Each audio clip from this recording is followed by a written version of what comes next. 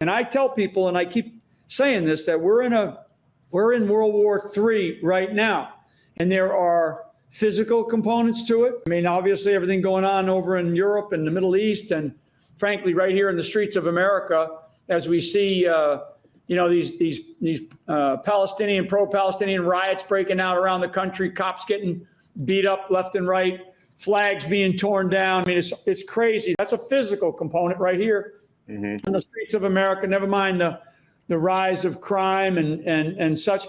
But then you also have the other two parts that are somewhat combined, and that's the sort of emotional and intellectual. The emotional and intellectual, and what we try to do is to pull people away from the emotional side and give them a more of an intellectual understanding of what it is, so they can have a better argument. They can have a better discussion with their neighbors, their friends, and the people around them in their communities, their churches, wherever they're going to have discussions about what's happening. Because so many people get so emotional about this instead of really thinking through about as to what it is.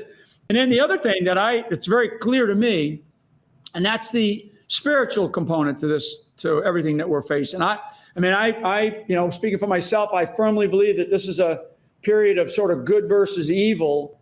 And, you can put it into the context of sort of godless societies and God-based societies or faith-based societies. America is a faith-based society. Our entire culture is based on, biblical principles and biblical values.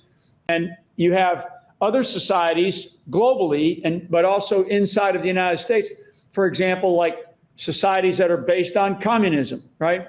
Based on other forms of ideologies that do not have faith and a strength of faith at its very center. That's the spiritual component.